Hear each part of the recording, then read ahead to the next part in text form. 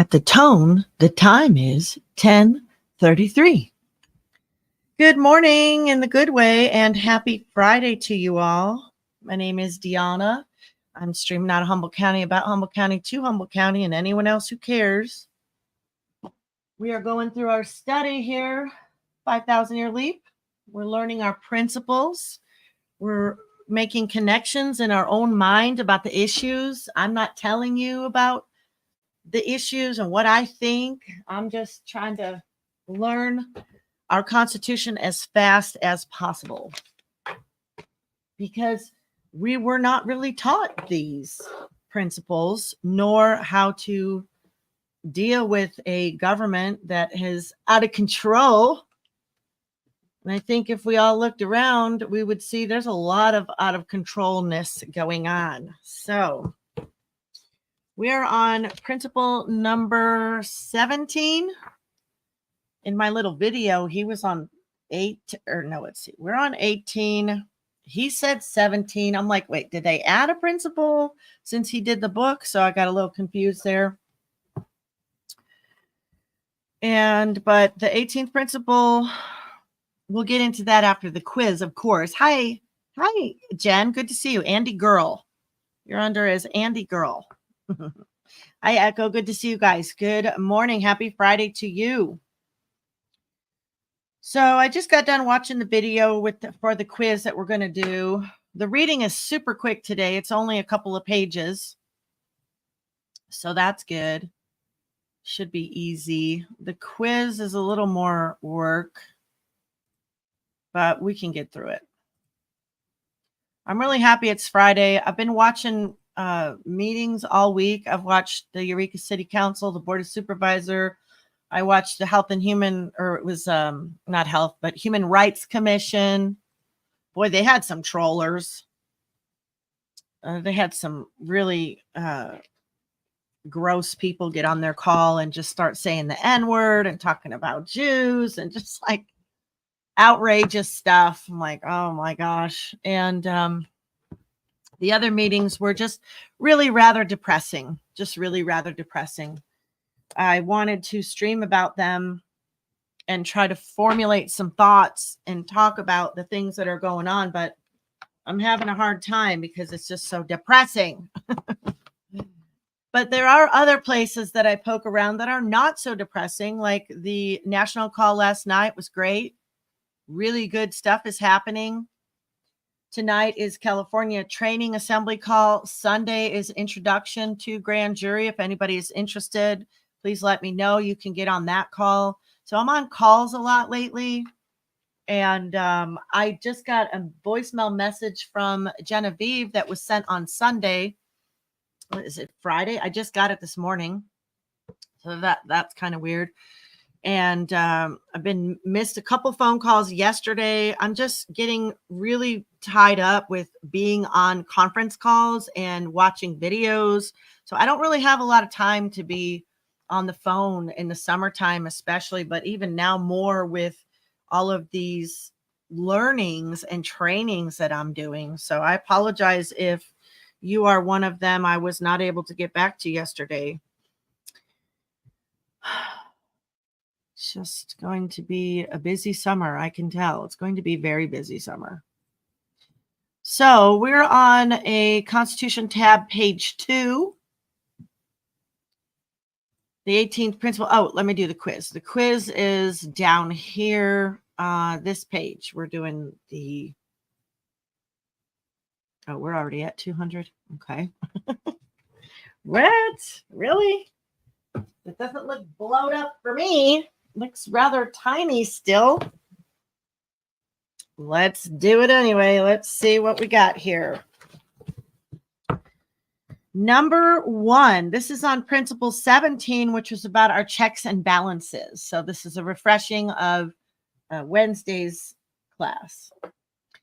Some people wanted the 3 branches of government to be so completely separated that it would have made the whole system unworkable.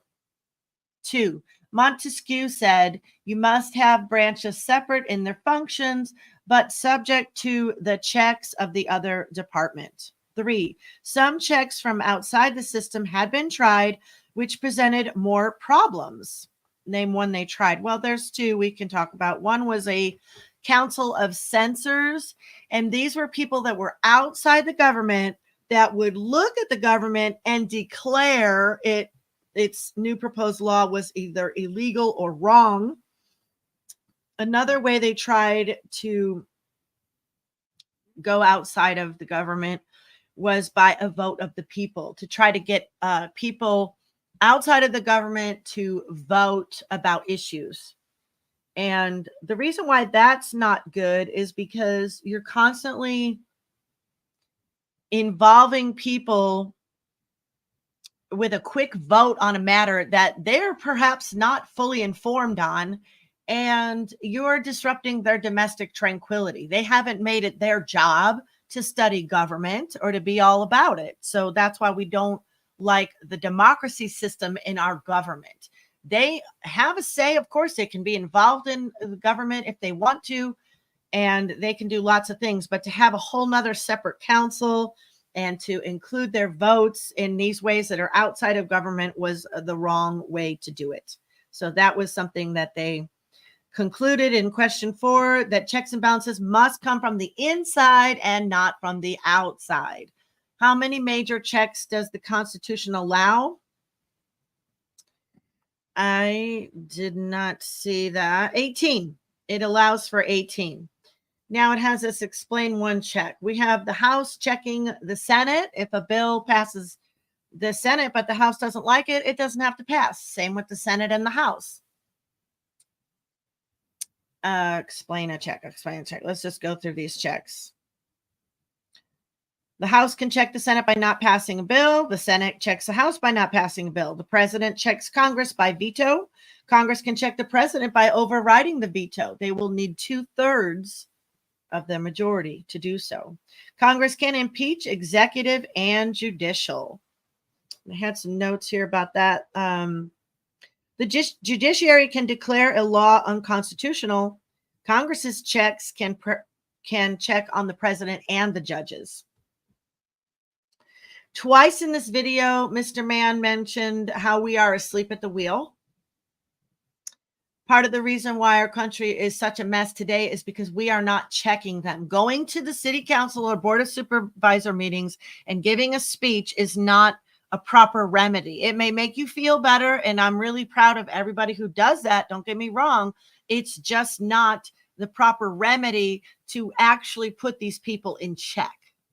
There's actual proper remedy to do that, and it's good to do that. It's good for the public to see that where other people are dissatisfied and have issues, because it can inspire them to do it.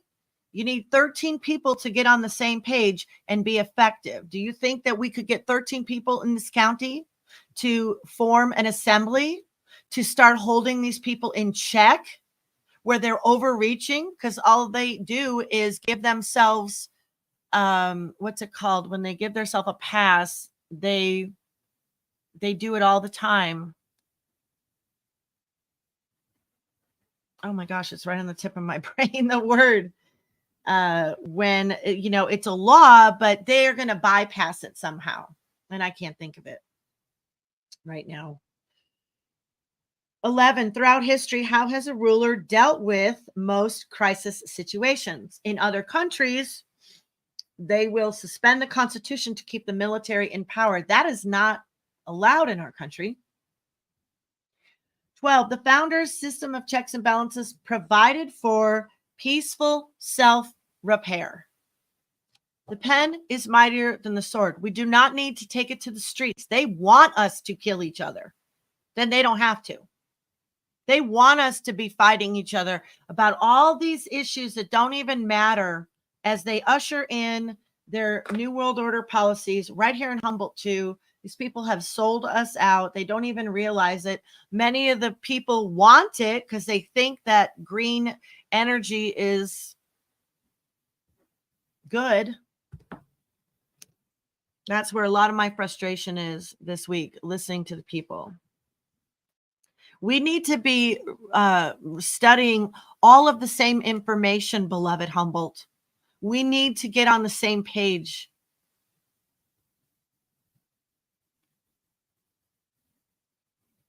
An example of this was President Nixon's resignation. The founders would say, where are the checks and balances that we put in place? Why aren't you using them? Why aren't you using them? It is our job to preserve these powers that were given to us.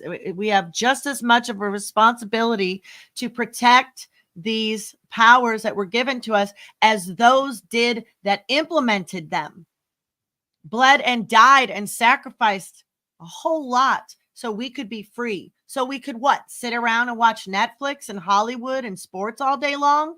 Well, congratulations, America. We've come to the end of ourselves. We have an out of control government. We are not checking it. And it is ramrodding all kinds of policies that violate our unalienable rights given to us by God.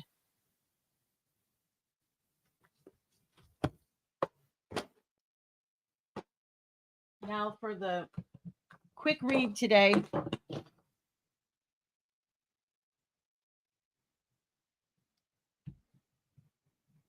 Real quick and easy.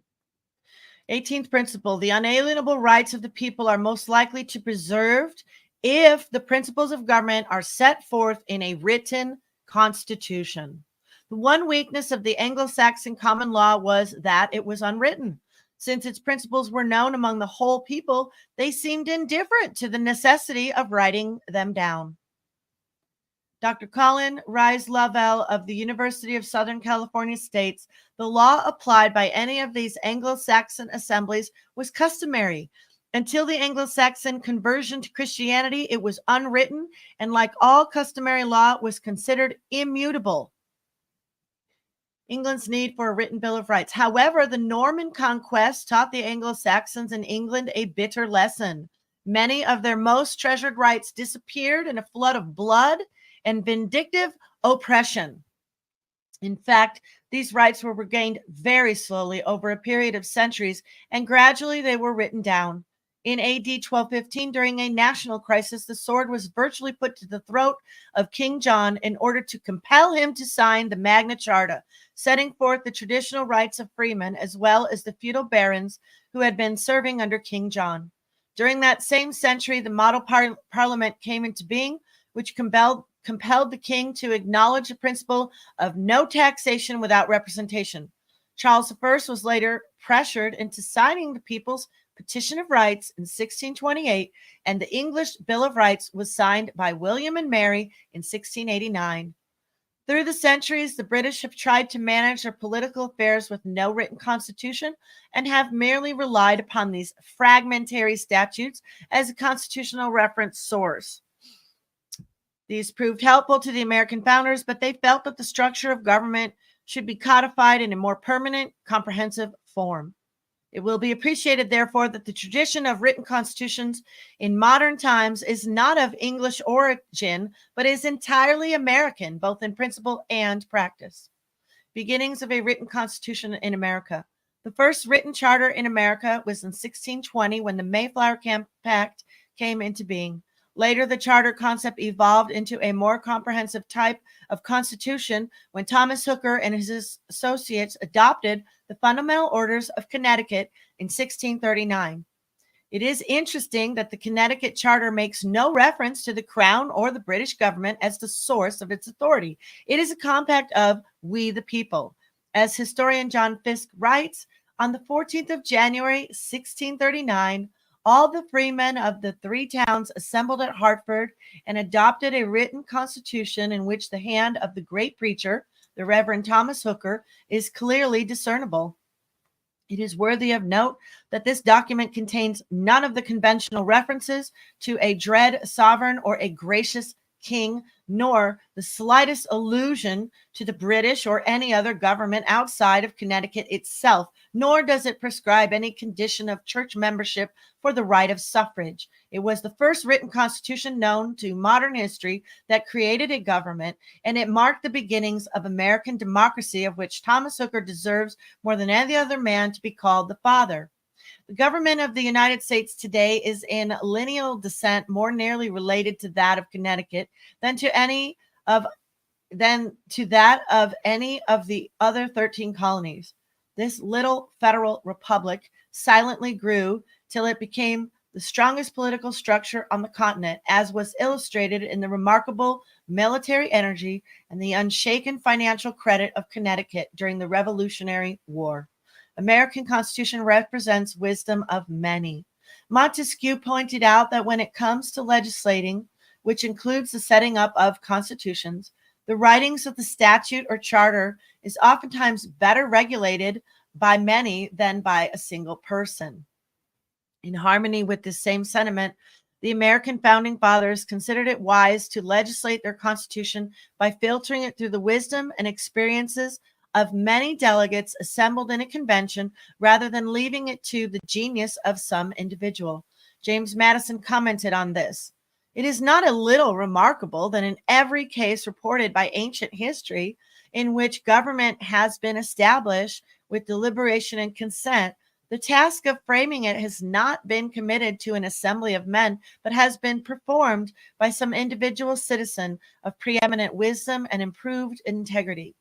Minos, we learn, was the primitive founder of the government of Crete, as Zaleucus was of that of the Locrians. Theseus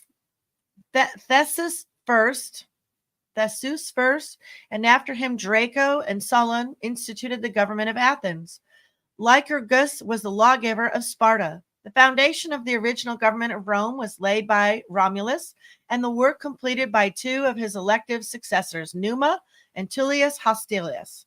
On the abolition of royalty and consular administration was substituted by Brutus, who stepped forward with a project for such reform, which he alleged had been prepared by Servius Tullius, and to which his address obtained the assent and ratification of the Senate and people.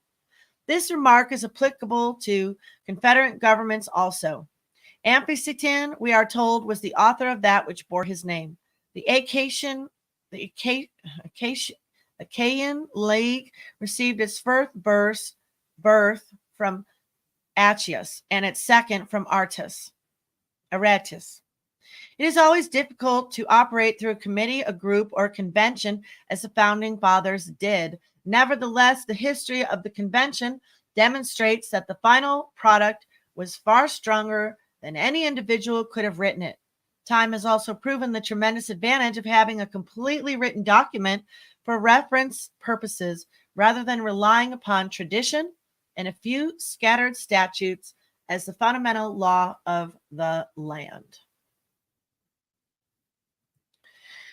I'm going to end with a psalm that just came to my mind. Whenever I'm in a mood like this, I need to get back in the word. I had a great reading this morning. I'm in Corinthians right now. And, but